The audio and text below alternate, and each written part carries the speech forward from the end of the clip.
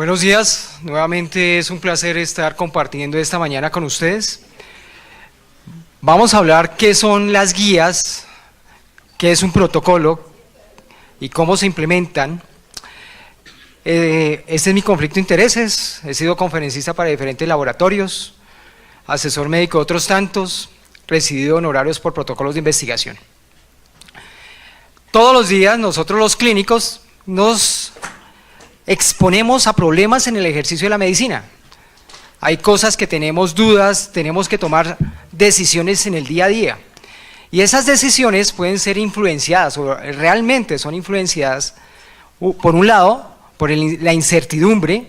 Oiga, no sé si realmente lo que voy a hacer con mi paciente tiene la suficiente robustez, la suficiente evidencia, el suficiente valor sobre posibles tratamientos.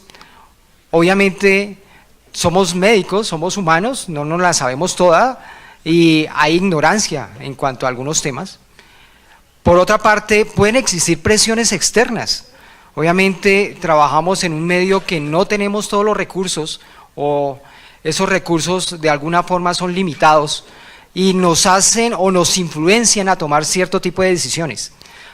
También va el tener ofertas de servicios, recursos, realmente sí dispongo de esa tecnología que refieren la nueva evidencia, sí dispongo de esos nuevos medicamentos y finalmente, obviamente no menos importante, está la preferencia del paciente, las condiciones especiales del paciente. En ese momento es cuando una guía de práctica clínica para nosotros se convierte en una herramienta fundamental para el ejercicio. Pero realmente, ¿qué son las guías de práctica clínica? Es un conjunto de recomendaciones dirigidas ¿a qué? A optimizar la atención del paciente. Y quiero recalcar ese pedazo, a optimizar la atención del paciente. La idea es atender a mi paciente de la mejor forma posible, con los más altos estándares, con las condiciones especiales que tenga mi paciente y ante todo con la seguridad. Pero basado ¿en qué? En una revisión sistemática de la evidencia. Es decir, una guía de práctica clínica es algo que es robusto, es algo importante. No es vamos a reunirnos 5 personas y vamos a hacer una guía de práctica clínica, ¿cierto? Por más que yo sepa diabetes y me reúno con 5 compañeros que sepan diabetes, vamos a hacer la guía de diabetes. No, señor. Debe haber una revisión exhaustiva, una revisión sistemática de la evidencia. ¿Valorando qué? Beneficios y riesgos de las opciones. Entonces, hay 2 partes fundamentales en la guía de práctica clínica. Por un lado, una búsqueda importante, una búsqueda sistemática de la evidencia. ¿A partir de qué? A partir de preguntas. En las guías de práctica clínica no se revisan temas. En las guías de práctica clínica primero se formulan preguntas con unas características mínimas, que ustedes saben que son las clásicas preguntas pico, donde es el paciente, la intervención, la comparación y el resultado, buscando la mejor evidencia para responder esa pregunta. Y luego el panel que compone los que elaboran la guía de práctica clínica, valoran si realmente esa evidencia es importante y generan unas recomendaciones. Entonces, lo más importante que vamos a ver en una guía de práctica clínica en este pequeño momento introductorio es, fíjense si tiene una búsqueda de la evidencia que sea sistemática y que el panel realmente valoró la evidencia. Lo más probable es que lo hagan, porque si existe una guía de práctica clínica lo van a hacer. ¿Cómo sabemos si una guía de práctica clínica es importante, es admisible? Hay unos requerimientos mínimos. ¿Cuáles son? Hay un instituto, un organismo que se llama el Guidelines International Network, el GIN, que es una organización que prácticamente acoge a más de 47 países, como ustedes se dan cuenta, y ellos dicen, oiga, hay mínimo 8 puntos claros para saber si una guía es admisible. ¿Cuáles son esos 8 puntos claros? 1, la revisión sistemática de la literatura. ¿Se hizo revisión sistemática de la literatura en esa guía? Sí, perfecto, chuleamos un punto. Segundo punto, ¿hubo transparencia en los pasos durante el desarrollo de la guía? ¿Hay conflicto de intereses? ¿Se manifestaron los conflictos de intereses? ¿Hay de pronto alguna manipulación de algún ente económico, gubernamental, estatal en la realización de la guía? El tercer punto es si realmente es un grupo multidisciplinario, y esto es supremamente importante. Debe ser un grupo multidisciplinario. Ya vimos lo de manifestarlo del conflicto de intereses, que hayan recomendaciones claras, como ustedes ven en el quinto punto, y usar un sistema de graduación de la fuerza de la evidencia que se llama el GRADE. Finalmente, que esa guía se someta a revisiones externas. Ojalá fuera por un panel paralelo, un panel de expertos semejante al quien realizó la guía, y que se manifieste en la guía al cuánto tiempo van a hacer la renovación, la revisión de los puntos, es decir, el update de la guía. ¿Cuáles personas deben intervenir en una guía de práctica clínica? Obviamente, los especialistas temáticos, un especialista o un grupo de especialistas en epidemiología y salud pública, especialistas en análisis de decisiones, economistas, los pacientes, que son fundamentales, y ojalá tuviéramos especialistas en bioética. Ojalá tuviéramos especialistas en bioética, cosa que no lo tenemos. Recuerden que la guía debe informar la fuerza de la evidencia y la fuerza de la recomendación. Y eso está también estabilizado, estandarizado por el grupo del GRADE. El grupo del GRADE le dice qué son los requisitos mínimos. Y acá traigo dos guías simplemente de ejemplo, donde ellos de una forma muy exhaustiva, muy robusta, nos informan el nivel de evidencia, la recomendación de sus pautas. Por ejemplo, estas son las guías de hipertensión arterial del año pasado, del 2018, las guías europeas, de la Asociación Europea. Ellos la clasifican en un lado el nivel de evidencia, entonces vamos a tener letras A, B o C. El nivel de evidencia A significa que los datos derivados de su revisión sistemática proceden de múltiples estudios aleatorizados o metaanálisis. Entonces, cuando ustedes vean recomendación A, bueno, esta recomendación es basada en estudios que fueron dobles ciegos, aleatorizados o posiblemente metaanálisis. B, recomendación B o nivel de evidencia B, significa que al menos un estudio fue aleatorizado y tienen estudios que son robustos, pero no son aleatorizados, pero son amplios, bien sea amplio en el tiempo o amplio en la cantidad de pacientes que acojan.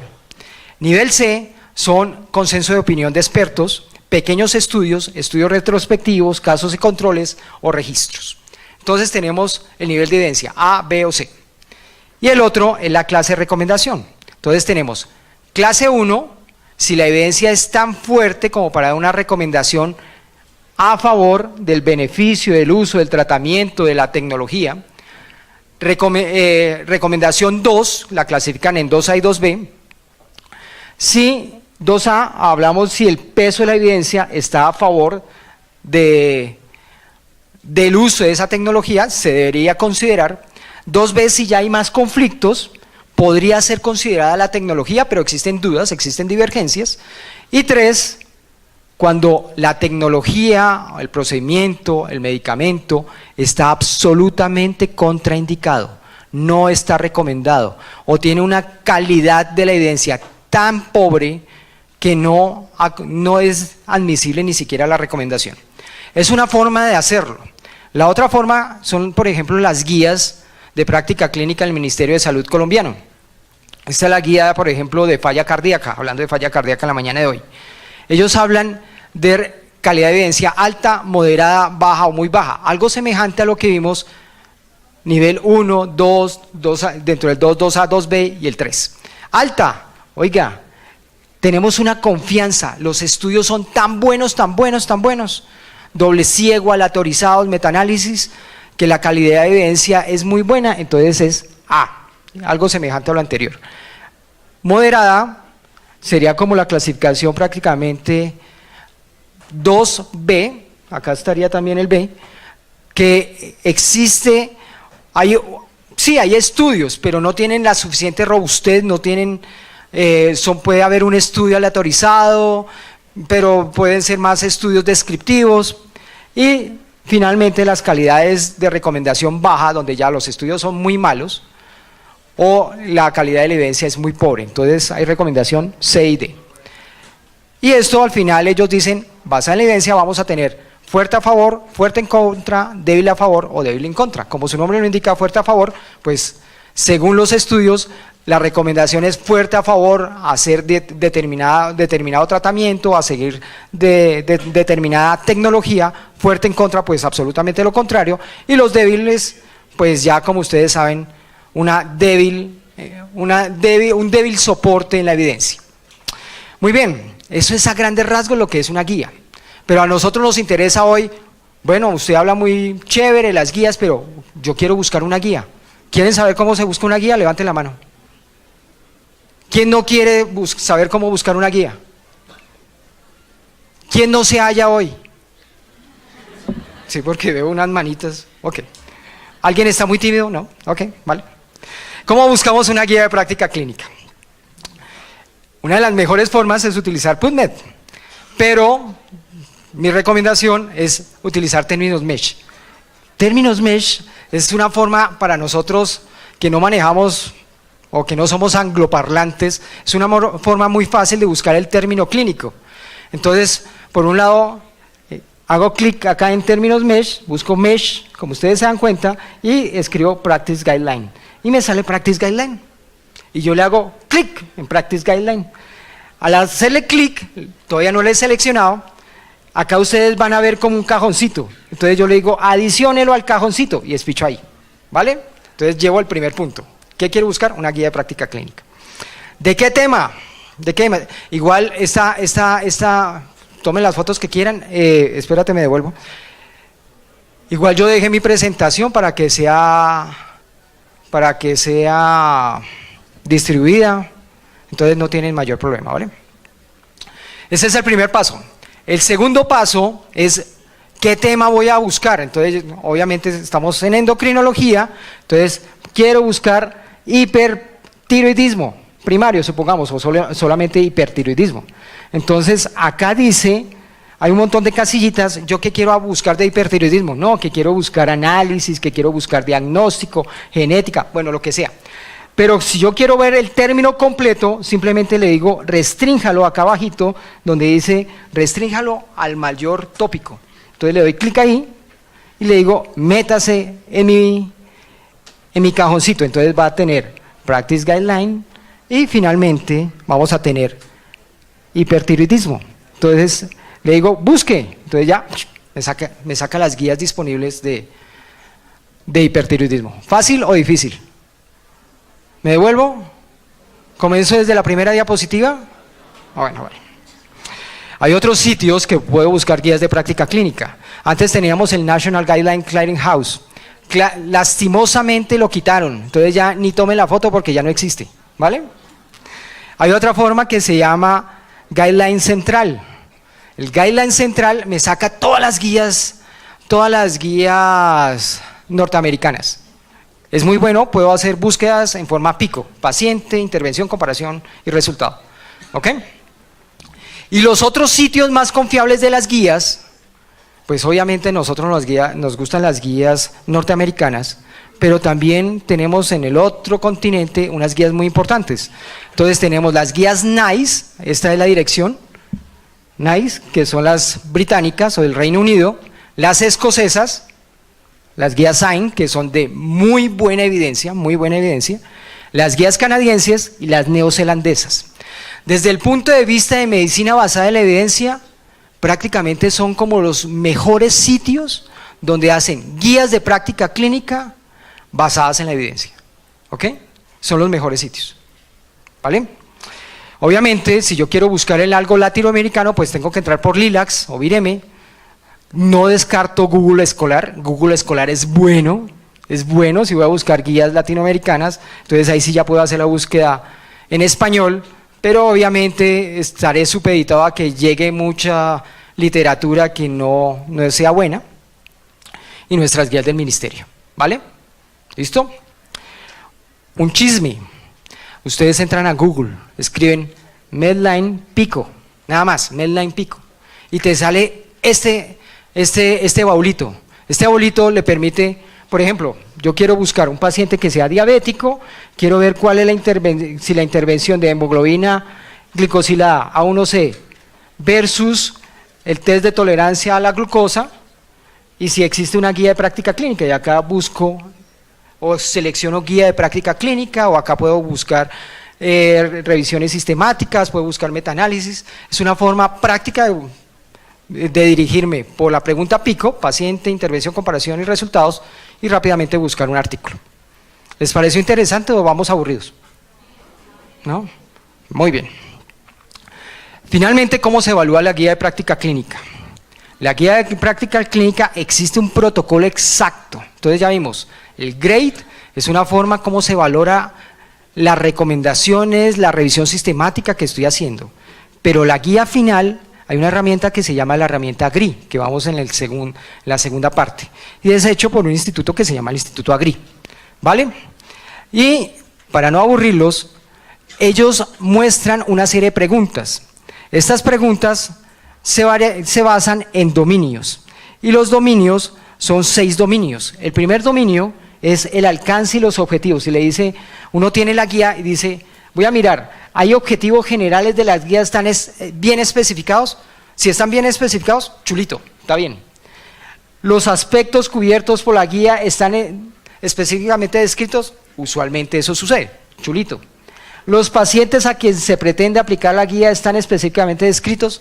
Revisamos si realmente, no sé, estamos hablando de una guía de diabetes, pero la guía de diabetes supongamos que es en diabéticos tipo 2 con falla cardíaca que tienen una hemoglobina glicosilada entre 9 a 10, entonces que especifiquen bien hacia dónde va la guía, qué tipo de pacientes incluyen. Obviamente nuestras guías de diabetes no son tan específicas, sino guías de diabetes tipo 2. El segundo dominio es la participación de los implicados. Entonces, otra vez miramos el grupo que desarrolló la guía, se incluye todos los grupos relevantes de profesionales, que ya vimos cuáles eran, se han tenido en cuenta los puntos de vista del paciente, los usuarios Diana, y la guía se ha sido aprobada por los mismos usuarios. El tercer dominio es el rigor, y otra vez el rigor, vamos a hablar de medicina avanzada en la evidencia, si se valoró todos los estudios que eran, se tiene de una forma clara cómo se revisó la literatura. El cuarto dominio es si es clara la guía. La guía no debe ser tan sencilla como una receta, pero debe ser absolutamente clara. Decirme, oiga, si yo tengo una paciente embarazada en el tercer trimestre de embarazo, ¿cuánto debe ser la meta de TSH? Supongamos, pero que me lo especifique, ¿vale? Que no quede una cosa ahí de tarea. Mirar muy bien la aplicabilidad y obviamente a veces de las cosas más importantes es la independencia editorial. Una guía de práctica clínica debe ser virgen, debe ser lo más, digamos, libre de conflicto de intereses, no solo con el Estado, con la industria farmacéutica, inclusive con los mismos miembros, debe ser lo más virgen posible para que sea realmente creíble. ¿Qué es lo que no es una guía de práctica clínica? Esto, no es una receta. Una guía de práctica clínica es simplemente eso, una guía. Una guía donde busca mostrarle al clínico la mejor evidencia disponible. Pero lo que no tampoco es una guía de práctica clínica es un medio coercitivo donde el pobre médico sea sometido al escrutinio público si no realizó un procedimiento. ¿Ok? Una guía es eso, una guía. El médico, ante todo, o nosotros los médicos, hacemos arte y ciencia, ¿de acuerdo? Y muchos de nuestros pacientes no se acomodan al tipo de pacientes que aparecen en la guía, y por lo tanto tenemos que utilizar otro tipo de recursos. Simplemente los invito entonces que la guía de práctica clínica sea eso, un horizonte para que busquemos la mejor forma de atender a nuestro paciente. Pero obviamente hay barreras para la implementación de una guía. Hay cosas que nos ponen zancadillas en la guía de práctica clínica. Uno, si mi guía de práctica clínica no es buena. Hay muchas guías de práctica clínica simplemente hechas por expertos temáticos, nada más. Dos, la organización donde trabajo. ¿Será que yo, por ejemplo, yo trabajo en Colsubsidio, ¿será que yo puedo aplicar realmente una guía de práctica clínica Colsubsidio? Tengo que determinar qué recursos tengo en Colsubsidio y que puedan ser aplicadas para hacer cumplir esa guía. El Estado, muchas veces, no sé, en países no pueden hacer hemoglobina glicosilada o no pueden hacer glucosa pre y poscarga, entonces tengo que seleccionar qué tipo de tecnologías puedo usar. La falta de adherencia de los pacientes, eso es básico. Y lo más importante, nosotros, los médicos, muchas veces estamos en una inercia. La idea de tener una motivación propia para el cambio, motivación para estudiar, para estar actualizados. Todos ustedes están hoy motivados, o si no, no estarían acá. Y obviamente mis colegas, ¿ok? Mis colegas, es una forma de presión también. Hay colegas que le dicen, ay, ¿usted hizo eso? Ah, toca mostrarle, venga, mira, acá está el articulito. Acá, esto es basado en eso. Muy bien, en conclusión, las guías de práctica clínica deben ser robustas, dando respuesta a preguntas específicas de situaciones clínicas. Las guías de práctica clínica buscan optimizar los recursos y mejorar la atención de los pacientes. No deben ser herramientas coercitivas ni punitivas contra el arte de la medicina. Muchas gracias.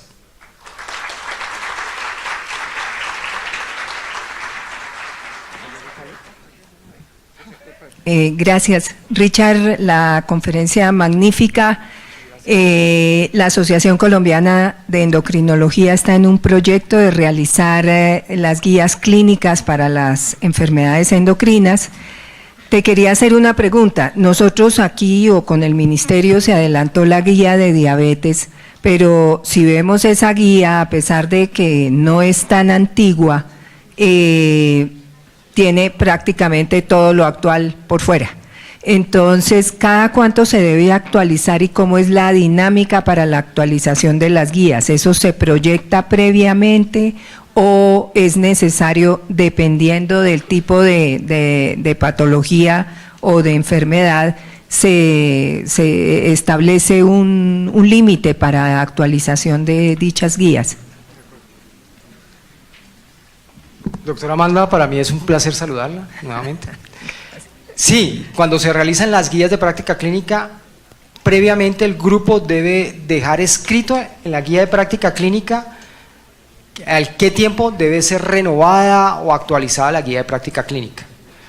Uno que ve que en promedio es entre 2 a 4 años, más es la tendencia a ir hacia 2 años. Obviamente son recursos y estamos hablando de guías de práctica clínica no colombianas, estamos hablando de las guías NICE, bueno, que ya son grupos estructurados que de guías de práctica clínica. Pero respondiendo a la pregunta, sí, cuando uno hace la guía de práctica clínica debe determinar al cuánto tiempo debe ser nuevamente sometida a revisión la guía de práctica clínica, o si no nos pasa como lo que pasa con la guía colombiana, que es muy buena en diabetes, pero la avalancha de evidencia con los inhibidores de SGLT2, con los agonistas de GLP-1 que ha ocurrido en estos 2 años, pues ha sido tan grande que ya prácticamente está desactualizada. Eso es cierto. Gracias. Bueno, doctora. ¿Qué otra pregunta? Yo tengo otra pregunta, doctor Richard. Cuando se hace un esfuerzo para hacer unas guías de práctica clínica, ¿cuáles son las estrategias para que los médicos en las diferentes instituciones donde trabajen puedan socializar e implementar estas guías? ¿Cuáles son los obstáculos y qué estrategias para hacerlas que sean parte de la realidad de la práctica clínica? Okay. Una parte fundamental de la guía, obviamente, es ser socializada, eso es cierto. Y de las barreras muchas veces es lo más difícil. Lo que se hace si son guías, por ejemplo, del Ministerio de Salud, lo que ustedes han visto es que por una parte se someten a revisión, ahí en la página del Ministerio Nacional de Salud se sube la guía, hay un periodo de tiempo en el cual cualquier persona, cualquier médico puede ingresar a la guía, leerla y comenzar a hacer la recomendación. Entonces el grupo de expertos toma la guía, revisa los puntos que se han manifestado, bien sea de conformidad o inconformidad, revisan la evidencia y pueden inclusive hasta cambiar recomendaciones. Entonces, por una parte, cuando son estatales, se suben a la página, hay un periodo de tiempo. Yo recuerdo que cuando se hizo la guía de lípidos, prácticamente casi duró en la página como 3 a 4 meses, donde todos podíamos entrar y hacer recomendaciones, observaciones acerca del tema. Eso en cuanto a guías estatales. Cuando son guías, por ejemplo, de asociaciones, en las páginas de las asociaciones por por primera vez debe ser igualmente sometido al grupo de expertos, supongamos acá de endocrinología, que hiciéramos las observaciones necesarias. Una vez de que se revise que la guía ya está conforme, sí pasaría a ser lanzada y difundida, y ya cada institución pues decide si la adopta o no. ¿Nosotros qué hacemos? Obviamente por requerimiento de la Secretaría Distrital de Salud acá en Bogotá, debemos tener en centros médicos o en consultorios las 10 patologías más frecuentes, ¿cierto?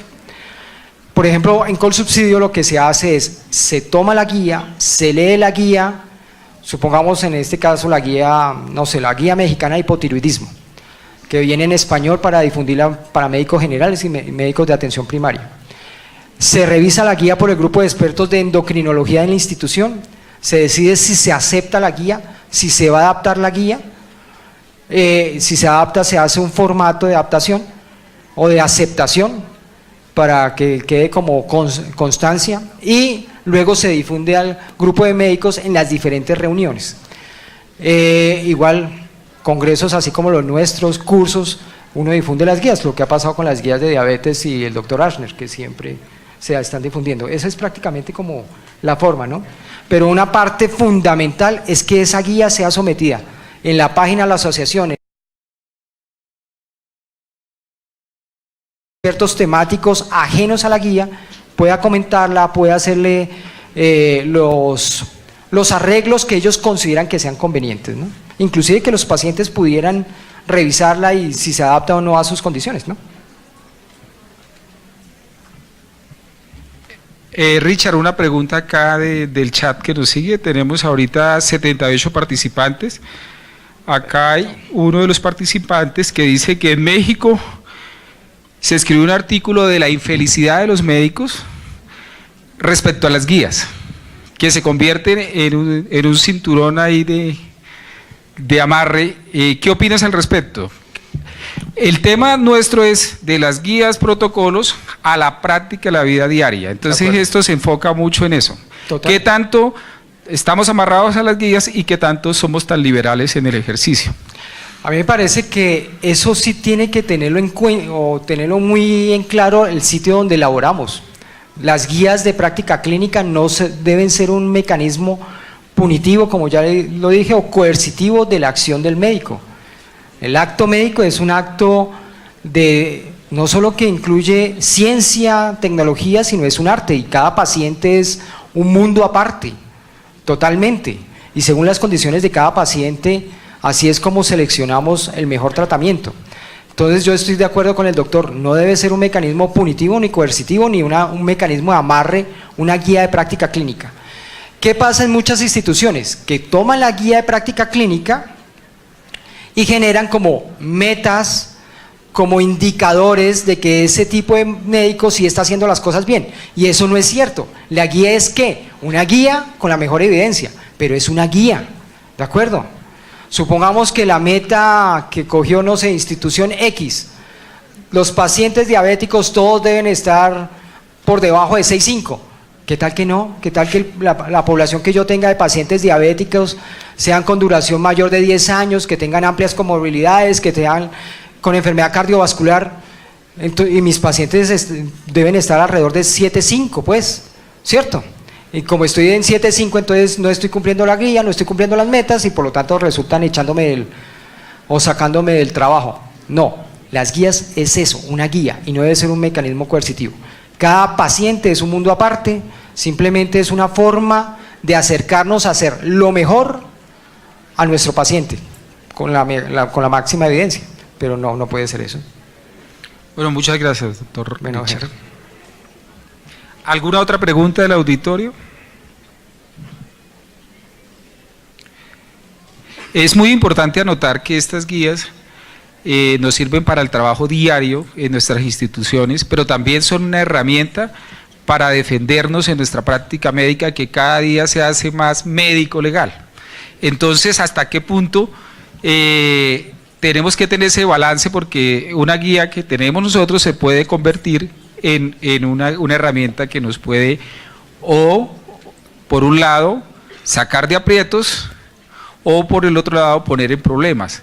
El hecho final es que las guías deben propender por el mejor ejercicio y obviamente aportar las mejores condiciones de nuestra medicina a los pacientes. De acuerdo. ¿Sí? De acuerdo, tu observación es absolutamente clara, eso es, punto. Bueno, gracias. Tal cual. Bueno, muchas gracias por su atención, muy gentiles.